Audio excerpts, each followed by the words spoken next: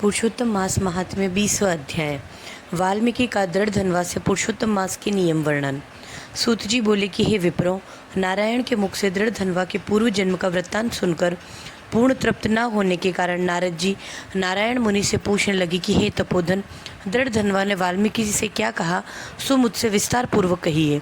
श्री नारायण बोले कि हे नारद जी, दृढ़ धनवा ने वाल्मीकि मुनि की प्रार्थना करके जो कहा है वह कहता हूँ, सो सुनो।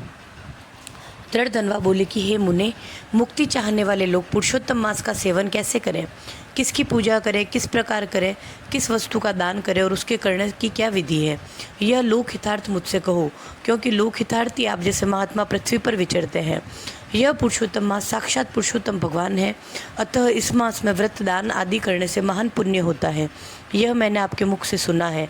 मैं अपने पूर्व जन्म के सुदेव नामक ब्राह्मण के वृत्तांत को सुनकर और इस मास के फल स्वरूप मरा हुआ पुत्र उठकर खड़ा हो जाने की सुनकर, हे ब्राह्मण, पुत्र शोक में अज्ञानवश निरंतर निराहार रहने से मेरा वह पुरुषोत्तम मास बीत गया और उसका यह फल हुआ कि मरा हुआ पुत्र जीवित हो गया। फिर मैंने हरि के मुख से सुना हुआ और अनुभव किया हुआ पुरुषोत्तम मास का पूजन किया। हे तपोधन, इस जन्म में मैं वह सब पूजा विधान भूल गया हूँ, अतः मुझे फिर से सुनाइए। वाल्मीकि मुनि बोले कि ब्रह्म मुहूर्त में उठकर परब्रह्म प्रवणता का चिंतन करें, फिर एक बड़ा सा जल का पात्र लेकर नैऋत्य दिशा को गांव से कुछ दूर जाएं। दिन में और सांझ के समय कान पर यज्ञोपवीत लपेटकर उत्तर की ओर मुख करके पृथ्वी को घास से ढककर सिर पर वस्त्र लपेटकर मुख को बंद करें, ना थूकें ना बोलें। इस प्रकार मलमूत्र का त्याग करें और यदि रात्रि का समय हो तो दक्षिण दिशा की ओर मुख करके करें। फिर उठकर दुर्गंधी दूर करने के लिए तथा शुद्धि के लिए लिंग पर 1 बार, गुदा में 5 बार, बाएं हाथ में 3 बार और दोनों हाथों में 10 बार तथा दोनों पाँव में 14 बार मिट्टी लगावें। यह गृहस्थी वाले की शौच की विधि है। इस प्रकार शौच करके मृतिका को और जल से हाथ पांव धोकर शुद्धि करें। तीर्थ स्थल में हाथ पैरों की शुद्धि ना करें। तीर्थ से पात्र में जल लेकर एक हाथ भरकर अंतर छोड़कर शुद्धि करें। पीछे तीर्थ में शुद्धि करें, अन्यथा शुद्ध ही रहता है। इस प्रकार पुरुषोत्तम का व्रत करने वाला शौच कर्म करे। तत्पश्चात गृहस्थ 16 बार अथवा 12 बार कुल्ला करे और पेशाब करने पर 8 व 4 बार कुल्ला करे। फिर उठकर नेत्रों को धोकर दातुन ले आए और निम्न मंत्र को पढ़कर दातुन करें। आयुर्बलम यशो वर्चम प्रजा पशु वसुनी च ब्रह्म प्रज्ञाम च मेघाम च त्वम नो देहि वनस्पते। हे वनस्पते, आप हमें आयु, बल, यश, तेज, संतान, पशु, धन, ब्रह्म ज्ञान और बुद्धि प्रदान करें। बिना छिद्र की 12 अंगुल की ओगा या बबुल की कनिष्ठ अंगुली के समान मोटी बिना गांठ की दातुन करें। रविवार को दातुन करना मना है, अतः 12 कुल्लों से मुख शुद्धि कर आचमन करें। प्रातःकाल भली भांति स्नान करके तत्पश्चात तीर्थ देवताओं को तर्पण द्वारा जल दें। समुद्र में गिरने वाली नदी का स्नान सबसे अधिक श्रेष्ठ कहा जाता है। बावड़ी, कुआं, तालाब में स्नान करना पंडितों ने मध्यम कहा है और गृहस्थ को घर में स्नान करना सामान्य कहा है। स्नान के बाद शुद्ध सफ़ेद 2 वस्त्र धारण करें। बुद्धिमान ब्राह्मण को अंगोछा सदैव कंधे पर रखना चाहिए। प्रातःकाल शुद्ध स्थान पर पूर्व की ओर और सायकाल में उत्तर की ओर मुख करके बैठें। फिर शिखा बांधकर जांघों के मध्य हाथों को करके कुशा की पवित्र पहनकर आचमन करें। ऐसा करने से पवित्र शुद्ध नहीं होती, किंतु भोजन करने से शुद्ध हो जाती हैं, अतः उसे फेंक दें। आचमन करके गोपी चंदन से तिलक करें।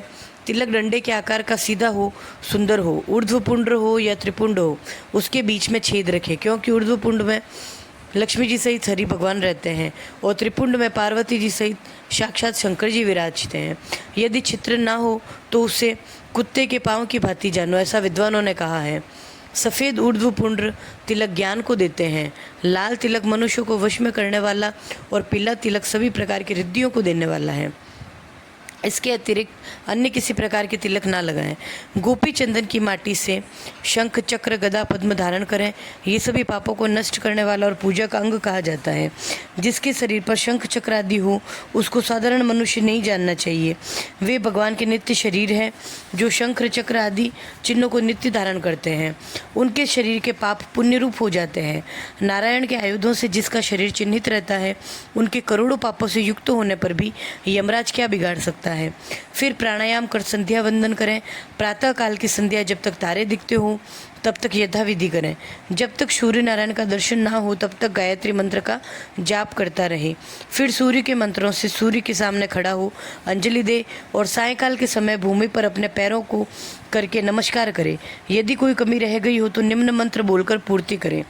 यस्य स्मृत्या नामुक्त्या तपो यज्ञ क्रियादिषु न्यूनम संपूर्णतया याति सद्यो वंदे तमच्युतम। जो ब्राह्मण क्षत्रिय और वैश्य श्रद्धा से विधि पूर्वक संध्या करते हैं उनको तीनों लोकों में कोई भी वस्तु कठिन नहीं है। वह दिन के प्रातः काल के कर्म है। इस प्रकार नित्य कर्म करके हरि पूजा प्रारंभ करें। फिर व्रती पुरुष शुद्ध तथा मौन होकर गोल व चौकोर शुद्ध गाय के गोबर से लिपी हुई भूमि पर व्रत की सिद्धियों के लिए चावलों से 8 दल वाला कमल बनावे। फिर स्वर्ण, चांदी, तांबे या मिट्टी का नवीन छिद्र रहित शुद्ध कलश उस मंडल के ऊपर स्थापित करें। फिर उस कलश में शुद्ध तीर्थों का लाया हुआ कल्याणकारी जल भरकर ऐसा कहे कि कलश के मुख में विष्णु है, कंठ में भगवान रुद्र, मूल में ब्रह्मा जी विराजमान है, मध्य में मातृगण स्थित है, कोख में समस्त समुद्र और 7 द्वीपों वाली पृथ्वी है।